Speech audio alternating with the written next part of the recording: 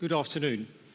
The thing I'm asked most at the moment is why did Holland not make the Euro final 2016?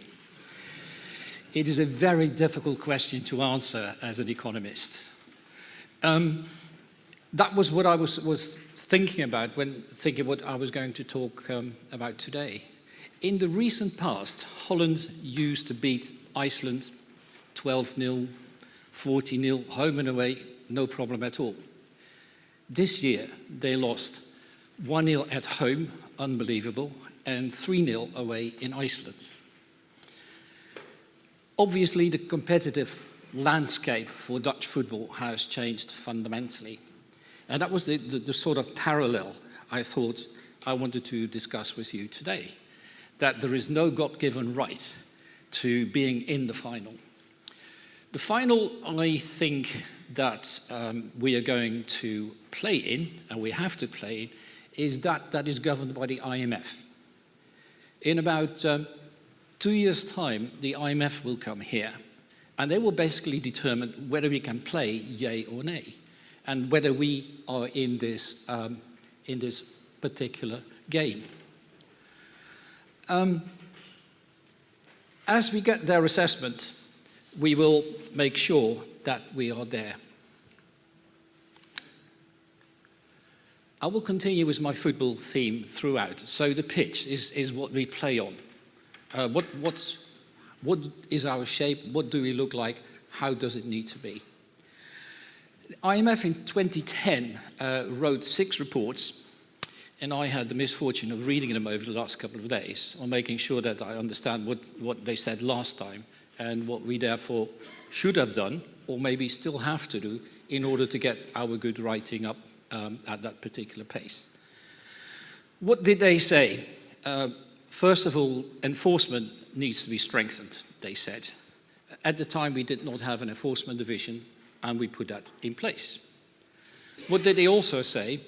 That the independence of the Commission, that had substantially to do with the term of the chairman, which is only 1 year, and they said that doesn't make the chairman independent enough from political masters and so. And that is about to put into law later this year, I think. So we'll have a tick against that.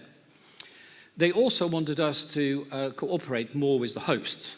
So those were the banks or the insurers, and we signed over the last 5 years or so many MOUs working together with the countries and the hosts that we need to work with. They asked us and suggested that we should have adequate staffing. And that is something we certainly worked, and William and the team have worked on very hard, making sure that we have the relevant information, the relevant knowledge to do these things properly. They also suggested that we should have a financial stability forum, which is not quite there yet. I would suggest that over the next, year or so, we need to make sure that we have one, because being marked down for something that was in our own power, that shouldn't be the case. And they talked about that the fines are too low. Well, the fines are still the same from 5 years ago, so they probably come back to us and say, well, what have you done about it? So that's what they wrote to us in the past. And the states, the Policy Council, and the Commission should have addressed. William was talking about competitive advantage. The only industry really where we are playing on a European scale is the insurance industry. It was also in the IMF report that they said the insurance, the captive industry in particular, is the first in Europe. And that gives us a power to do things well. One of the things we've done to make sure that that continues into the future is that we help draft the new rules for captive insurance, still to be adopted and going through the process. But as the Commission, we want to make sure that Guernsey keeps, you could say, an unfair competitive advantage for the captive insurance industry. It is important for all of us. Banking, what they said at the time is that the banking on Guernsey is robust, and the capital position was strong, and that is still substantially the case. What they did not like from us, and that links back to the fines, was the AML position. And over the last, I think it began in March or so, we've had Moneyval in, and they have been looking at us, and there has been a lot of hard work going on about what we need to do to get AML in proper shape. We're not in a position yet to say what is going to happen, and Fiona will talk about it a bit more tomorrow, so I won't steal her thunder now. But the AML is something that is very important that we as Guernsey do well. There are things the UK gets away with, we will absolutely, as Guernsey, will not get away with. So we need to get that absolutely right, and I think we're on the right track. If I then have a look at the where we play, at first it was all the stadium and no words, not many words still. It's the pitch we play on. First of all, and it links with William's speech, is we cannot afford just to play at home. We need to get up, get out, get to other places. And last night we had dinner with a number of politicians, the chairman of GIBA and the bailiff, and we talked about competing and how we do those sort of things. And it is very important that we get off our backside and not just play home games. It also means, because inevitably our resources are limited, that we need to concentrate on certain areas. And so that if you have a couple of million to spend, that you don't do 10,000 here and 50,000 there, it needs to concentrate, or otherwise that money is being wasted. That is substantially with Guernsey Finance, and I think I can observe that we're going in the right direction. One of my favorite slogans is, you cannot shrink to greatness. There has to be growth. If it goes down and down and down, a company doesn't work like that, an island doesn't work like that, a country doesn't work like that. So we need to work together, making sure that we're not shrinking to greatness. The whole world is now suffering from slow GDP developments. Despite being a regulator, I think the regulators have something to answer for in slowing down the growth of economies. But it is given, and that also means that the competition between the various economic entities is increasing all the time. A part of our reality. Regulation, one of the other things I talk about from time to time is that there are two growth areas left in the world. One is regulation, the other one is law. And that is not entirely positive, I would like to think. I'd rather think that the business world needs to be the one that is expanding and growing, because after all, they're the basis of our well-being. One of the things that also has changed since the IMF was last here is tax advantages. It's no longer tolerated as a way of competing, or almost not tolerated as a way of competing. And we, as Guernsey, need to find other ways of making sure that we're still effective. And that's where, particularly between the states and business.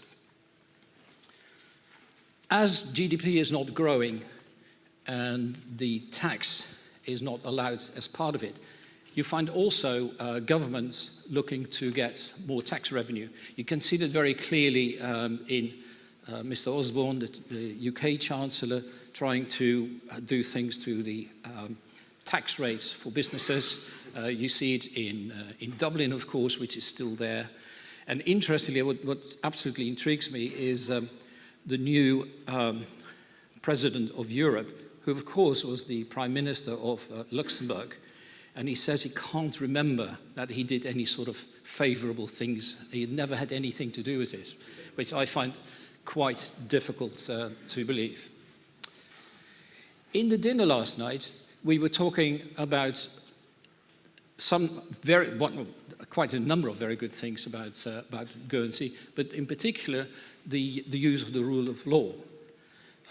As a businessman, you would like to know that you can rely on justice as and when it is required. You try not to, because you do your contacts and you don't due diligence and everything else. We struggled a bit, however, how do you, difficult word, monetize the rule of law?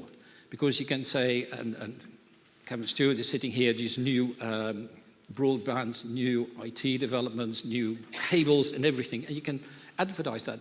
But how do you advertise that you're very good at the rule of law?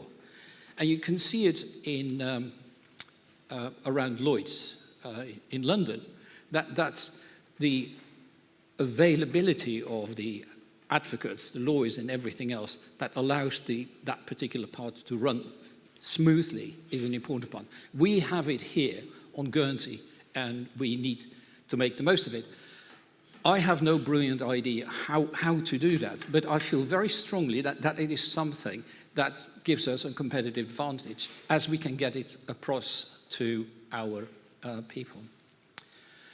I've also always been intrigued by the Silicon Valley. And to what extent is Guernsey, with people sitting closely together, when it was raining badly when I came from the office, it doesn't work so well, but you're in walking distance from all sorts of people who can contribute to the success of your business. Business people in the first place, because they generate wealth, but then you get the lawyers and the accountants and everybody else who can help to make this very successful. And so having Guernsey as Silicon Valley or Silicon Island, that sitting together and having expertise together, that will allow us, in my opinion, to continue to compete well into the future.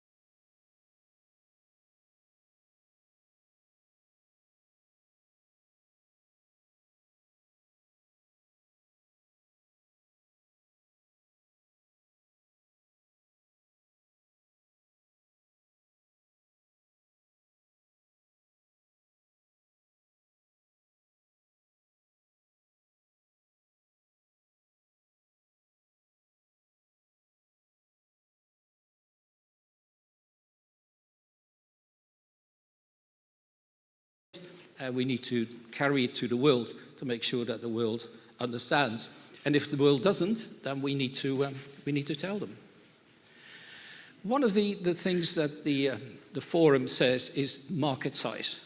Now, we don't have it. That is never going to be. But the only, as I already said, is the insurance market where we have some sort of size. The other one. That means if you don't have size, the next one is the niche, your ability to do better than anybody else. And we certainly have that. So we can't claim the size thing, but we need to make sure that we do the expertise thing really well. I get to the Commission, and at the time of the last IMF report, they commented and applauded us about proportionate and risk-based regulation. It has to be proportionate. It needs to be relevant and not just over the top. We're absolutely, and William with the team have been working on that over the last 2.5 years and still doing it. Also, William mentioned keeping our costs down. We've taken painful measures to making sure, particularly on the pension side, to keep the costs down. And having a cost-effective commission is important. We've also worked very hard on making sure the expertise is there. And last year, in my own frustration at one particular panel, it was about innovation. And I said, bring coffee, not your lawyer, because it makes a better environment to have a good discussion rather than do that. We keep on working. And the sort of the world we now live in with the states, the Policy Council, the FEPG, GIBA and ourselves as a tripartite working together much better than we did in the past. I remember that Kevin phoned me, I think it was 3 years ago, and he said, Cees, listen to this. And I had to hold my iPhone somewhere here. I would like to think that is no longer the case. We approachable, come to us, talk to us, and making sure that we get the best for the bailiwick. How then do we prepare for the IMF? Fair bit of what William had been saying needs to be in place. And at the first step, it has to be with the states and the Policy Council and the things that they commented on that in 5 years ago, that needs to happen. If we don't get the tick in the box there, that what would be a sort of staying with football would be an own goal. We absolutely need to have that in place. In order to compete, I mentioned scale. We don't have it. Expertise is that what, in my opinion, we need to. It is like trapping a ball in football parlance. Not that the ball bounces out of the stadium, in control of that particular situation. Nimble. We should have an unfair competitive advantage in having a smaller states, deputies and all that, thereby able to design our laws. I know there is a limit to drafting laws and all that, but we ought to be in a much better position than very large countries in responding to changes, and particularly need to respond in a legal way. Transport. I know I fly in regularly into and it is always interesting whether I'm going to get there or I'm not going to get there. And this year has been a good year for me. I only spent 2 days at Gatwick also. But in my previous world, I flew an awful lot. And because that would be to China or India, Australia, or New Zealand, that tended to be in my weekend. So I would leave on the Saturday and then arrive on the Sunday so that I go to work on the Monday, which means that as a businessman, it was my own time. And I was particularly picky where I was going to go, whether that was easy for me personally, as the man who then decides where to go, or whether this was very difficult. And after a while, I would not go anymore. So the ability to reach Guernsey, and that tends to be through the air, other than electronically, is very important. And I know, having discussed it last night, it is very much on the agenda of the Policy Council. We mentioned the revision of laws. That is something that needs to be in place in order to allow us to compete, to pass our exam, and making sure that we continue to play on the world pitch and not being excluded. The passporting that we need to and work on very much needs to make absolutely sure that we get there. Without the passport, we can't. We need the help of the politicians, we need the help of business to making sure that that passporting works as well as we possibly can. You've worked with us very well at the revision of law, and you respond well to the Commission's request for information, for feedback and all that. So thank you very much for that. So if I go back to Holland just sinking on their knees and not playing in the final, I think it is absolutely vital that we do the things I've just talked about, making sure that we do continue to play in the final. And therefore, the winning we need to do, but that's only there if you, government, and us work together. Thank you very much.